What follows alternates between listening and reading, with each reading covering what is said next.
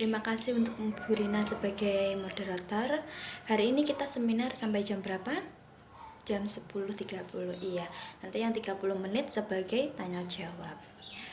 Bismillahirrahmanirrahim. Assalamualaikum warahmatullahi wabarakatuh. Semoga kita dalam keadaan sehat, dalam keadaan baik. Semoga kita terhindar dari penyakit apapun itu.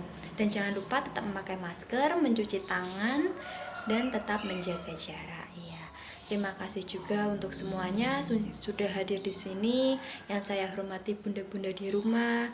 Saya hormati juga untuk pendidik PAUD yang sudah hadir dalam seminar ini, dan semua yang sudah melihat seminar hari ini, saya ucapkan terima kasih banyak. Hari ini kita akan seminar tentang peran orang tua untuk meningkatkan kemandirian anak. Nanti saya akan menggunakan share screen dalam penyampaiannya agar lebih mudah dan lebih paham untuk dimengerti juga. Baik, tidak akan lama-lama lagi. Sekarang kita mulai saja. Saya siapkan dulu share screen-nya. Baik bunda-bunda, untuk seminar kali ini kita mulai saja. Kita akan membahas tentang pintarnya orang tua dalam menumbuhkan kemandirian anak. Perkembangan yang terjadi pada anak tidak akan lepas dari keterlibatan orang tua dalam mendidik anak. Peran orang tua sendiri sangat penting dalam perkembangan anak, apalagi dalam kemandirian anak. Tentunya, sebagai orang tua akan mendapat beberapa kendala dalam membimbing dan mendidik anak. Jika orang tua dapat mendidik anak dengan baik, seperti mandiri di rumah, lingkungan, maupun sekolah, tentunya akan menjadi contoh bagi bunda lainnya. Kemandirian pada anak usia dini ditandai dengan kemampuan anak memilih sendiri, kreatif, inisiatif, mengatur tingkah laku, bertanggung jawab, mampu menahan diri, membuat keputusan sendiri, serta mampu mengatasi masalah tanpa ada bantuan dari orang lain. Dan sebagai bunda-bunda, jangan terlalu memaksa anak. Jadi kita harus memberikan kesempatan untuk terlibatnya anak dalam berbagai aktivitas. Menurut para ahli sendiri, yaitu salah satunya Toha, menyebutkan bahwa pola asuh orang tua ada yang dapat ditemui orang tua dalam mendidik anak sebagai perwujudan dari rasa tanggung jawab kepada anak. Sedangkan menurut Kohn, dalam pola asuh merupakan orang tua dalam menghubungkan dengan anaknya. Sikap ini dapat dilihat dari berbagai segi, antara lain dari cara orang tua memberikan pengaturan kepada anak, cara mereka memberi hadiah dan hukuman, cara orang tua menunjukkan otoritas, dan cara orang tua memberikan perhatian. Dengan begitu, pola asuh anak merupakan suatu proses yang ditujukan untuk meningkatkan perkembangan anak, mulai dari kognitif, sosial, agama, seni, bahasa, dan sebagainya, supaya membentuk pribadi anak yang lebih baik. Sebagai orang tua, tentunya berhak menentukan pola asuh yang baik bagi anak, baik itu pola asuh permisif, otoriter, atau autoritatif. Yang perlu diingat dalam mengasuh anak harus memberi ruang bagi anak untuk berpendapat ya bunda. Orang tua memberikan kasih sayangnya dengan ikhlas tanpa pamrih. Ia bersedia mengutamakan kepentingan anak daripada kepentingan pribadinya. Seorang orang tua harus mampu mengambil sikap tertentu agar anak merasa tercukupi. Baik bunda, secara umumnya kita bisa melihat dari perilaku anak. Misalnya saat kita menyuruh untuk mandi sendiri, pakai baju sendiri, memakai sepatu sendiri, mereka bisa melakukan kegiatan tanpa kita bantu. Dengan begitu, sangat pentingnya peran para bunda ini dalam perkembangan anak-anak. Jadi kita harus senantiasa untuk mendampingi anak, melihat perkembangan anak, dan memberi contoh kepada anak. Lalu apa bunda-bunda juga tahu? Apa itu peran orang tua? Orang tua memiliki peran penting dalam membimbing dan mendampingi anak-anaknya baik dalam pendidikan formal maupun non-formal. Peran orang tua sendiri dapat mempengaruhi perkembangan anak dalam aspek perkembangan bunda. Dengan begitu, bunda jika menerapkan peran orang tua yang positif, bunda juga akan bisa membangun emosional dengan anak, memenuhi kebutuhan anak akan kasih sayangnya, perhatian dan rasa aman, menumbuhkan perilaku saling menghargai, toleransi, kerjasama, tanggung jawab, dan kesederhanaan juga dapat terjadi dalam pola pengasuhan bunda yang positif ini. Selain itu, anak juga harus diajari cara menyelesaikan masalah dan mengambil keputusan atas konflik yang dihadapi dengan benar.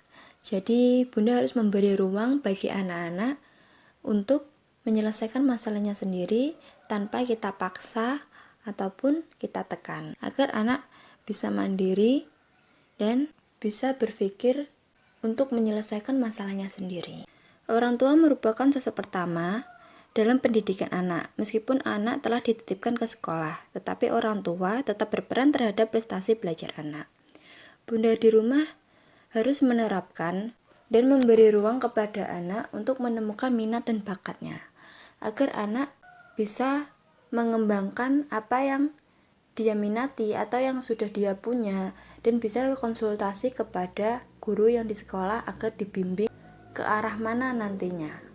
Bunda juga bisa menyediakan informasi-informasi penting bagi anak sesuai minat dan bakat anak. Misalnya, anak menyukai menari, bunda di rumah bisa menyediakan informasi anak mengembangkan minat bakatnya. Misalnya, bunda menemukan tempat untuk menari dan bunda bertanya kepada anak, mau nggak kamu menari di sini? Nanti bisa ikut lomba, bisa mengembangkan minat dan bakat kamu. Bunda di rumah harus memberikan informasi sebanyak mungkin bagi anak, dan tentunya tetap pilihan harus ada pada anak dan kita tidak boleh memaksa. Lalu kita juga harus menyediakan fasilitas dan juga sarana untuk membantu kesulitan belajar anak. Anak membutuhkan buku ini atau membutuhkan peralatan ini, bunda harus cepat tanggap untuk menyediakan apa yang dibutuhkan anak tadi. Pengaruh sosial emosional bagi anak. Perkembangan sosial sendiri mengenai interaksi anak dengan orang lain. Sedangkan perkembangan emosional merupakan cara anak membangun dan mengekspresikan emosi, melibatkan bagaimana perasaan anak mengenai dirinya sendiri, orang lain, dan lingkungan. Peran bunda di sini dalam perkembangan sosial emosional anak akan tampak dalam beberapa hal, yaitu peran orang tua yang tidak segan menunjukkan kasih sayang kepada anak akan sangat membantu perkembangan sosial emosional anak.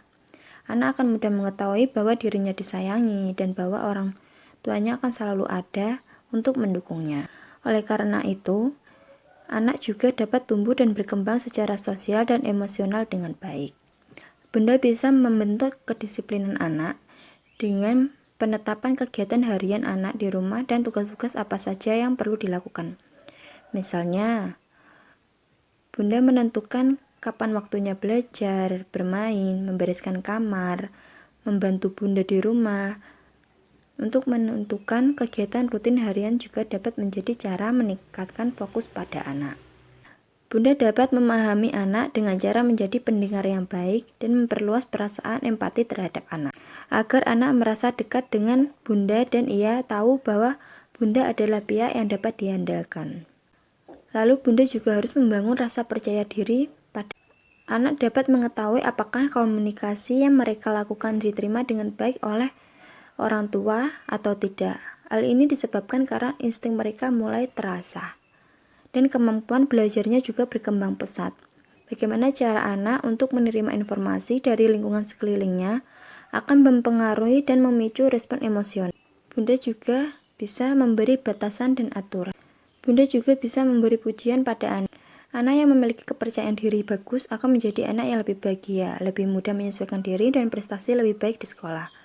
Hal ini akan membangun rasa tanggung jawab anak, membuatnya dapat menentukan keputusan dan pilihan yang tepat untuk dirinya. Jadi, jika anak sudah melakukan sesuatu, bunda harus memujinya. Jika itu bagus, itu baik, bunda harus memuji anak setiap apa yang dilakukan. Orang tua perlu memberikan kebebasan tertentu pada anak yang dapat membantu membangun kemampuan anak untuk mandiri dan bisa mengelola perkembangan sosial emosionalnya sendiri. Peran orang tua pada anak dapat dilakukan dengan mengajarkan kemandirian pada anak, misalnya menyuruh anak berbelanja ke warung di depan rumah, mengerjakan toilet training, makan sendiri, tidur sendiri, membereskan keperluan sendiri. sehingga anak bisa menerapkan itu dalam kehidupannya dan dalam kegiatan sehari-hari. Anak akan memiliki rasa tanggung jawab. Untuk mengerjakan tentang rasa tanggung jawab, Bunda dapat memintaan menyelesaikan apa saja kegiatan yang telah dia lakukan. Mulai suatu kegiatan dari awal hingga selesai akan memberikan anak perasaannya penyelesaian. Contohnya, jika ia mengambil buku dari rak untuk dibaca, maka anak juga harus mengembalikan buku tersebut ke tempat ketika selesai membaca. Jadi Bunda bisa menerapkan rasa tanggung jawab itu kepada anak. Selain contoh tadi, Bunda bisa menerapkan selesai makan, piring harus dicuci, atau selesai bermain, mainan harus dibereskan. Itu merupakan tanggung jawab dari anak. Lalu, apa Bunda-Bunda tahu kemandirian anak itu apa? Kemandirian adalah satu pribadi yang harus dibentuk sejak dini. Karena kemandirian adalah sikap dan perilaku yang tidak mudah tergantung pada orang lain dalam menyelesaikan tugas. Anak yang mandiri cenderung berprestasi karena dalam menyelesaikan tugas-tugasnya, anak tidak lagi bergantung pada orang lain, sehingga anak bisa lebih percaya diri. Dengan begitu, anak akan tumbuh menjadi orang yang mampu untuk berpikir serius dan berusaha untuk menyelesaikan sesuatu yang menjadi targetnya. Demikian juga di lingkungan keluarga dan sosial, anak yang mandiri akan mudah menyesuaikan diri. Misalnya, bagi bunda-bunda di rumah seperti masa pandemi ini, mengambil tugas di sekolah, lalu mengerjakan di rumah tanpa pantauan guru. Jadi bunda-bunda di sini harus lebih memperhatikan anak. Jika anak tidak mau mengerjakan tugas, bunda-bunda bisa mendampingi anak, mengarahkan anak untuk mengerjakannya. Jadi dengan begitu bisa membentuk kemandirian anak dengan menyelesaikan tugas-tugas atau masalah anak tersebut.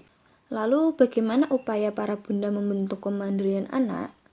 Dalam upaya pembinaan terhadap pendidikan anak usia dini, diperlukan adanya sebuah upaya untuk melatih kemandirian anak. Sebab setiap anak merupakan individu yang mempunyai hak untuk tumbuh dan berkembang secara optimal. Anak memiliki dunianya sendiri yang tentunya sangat berbeda dengan dunia orang dewasa.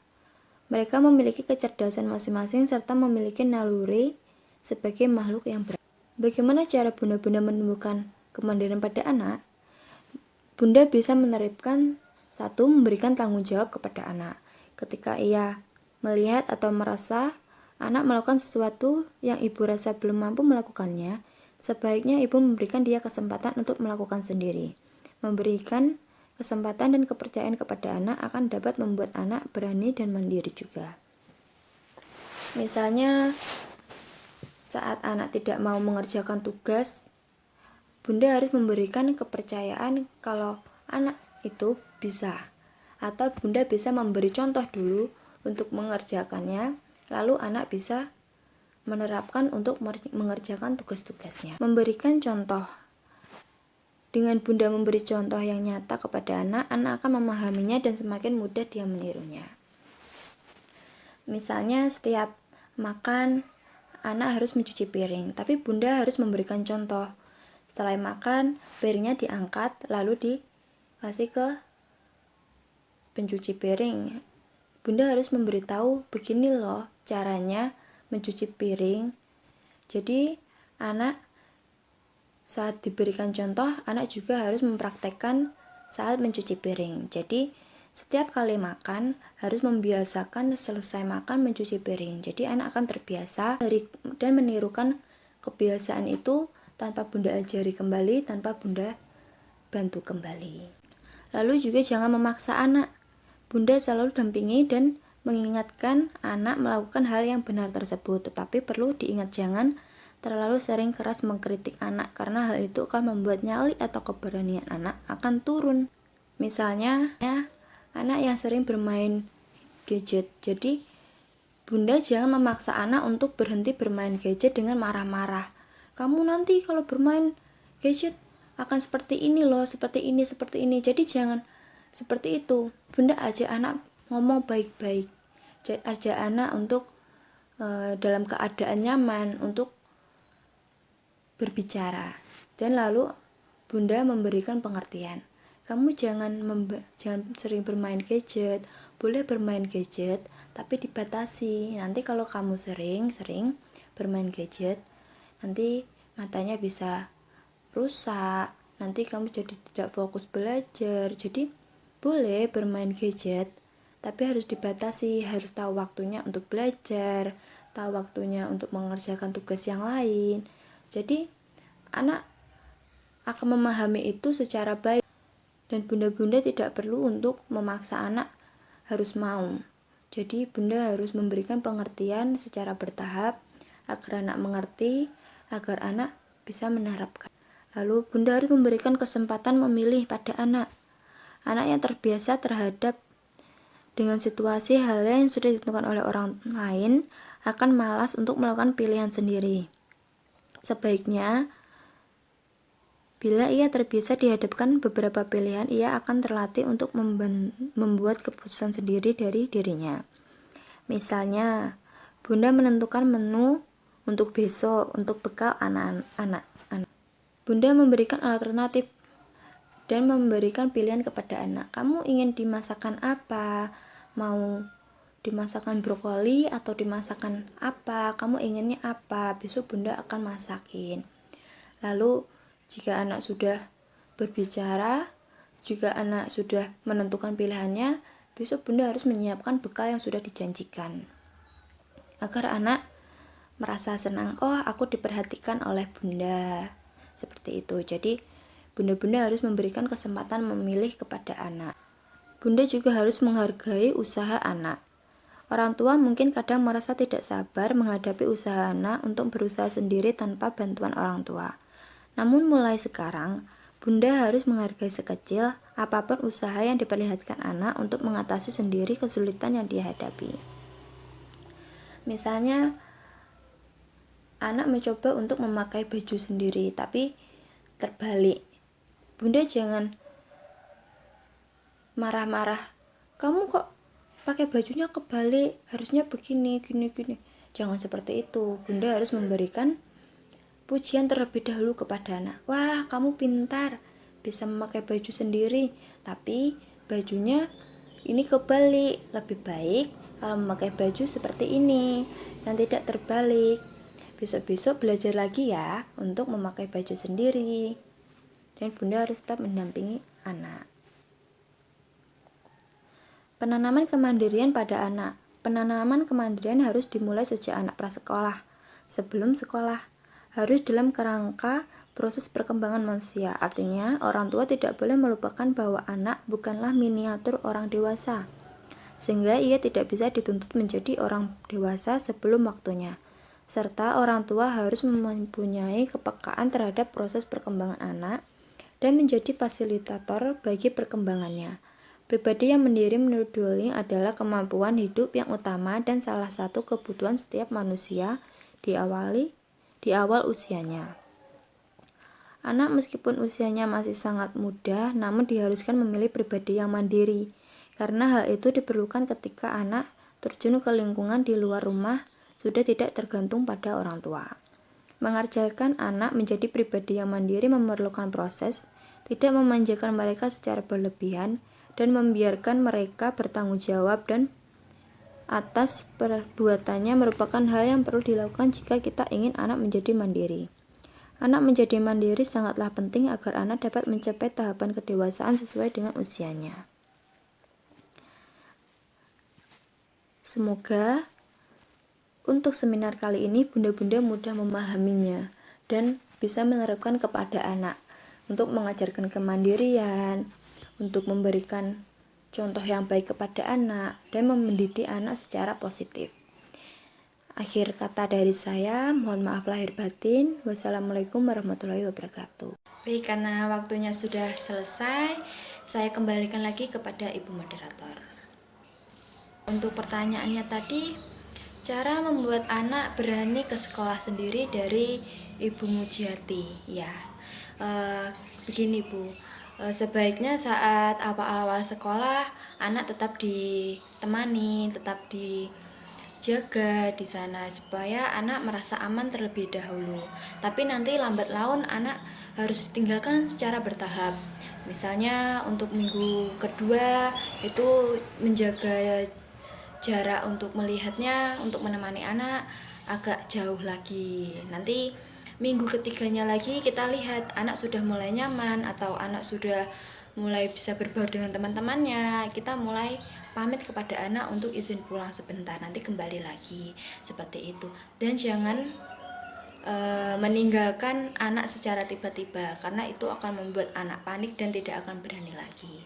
Jadi seperti itu Bu, semoga bermanfaat. Iya, terima kasih untuk yang bertanya. Karena waktunya sudah selesai, saya undur diri. Wassalamualaikum warahmatullahi wabarakatuh.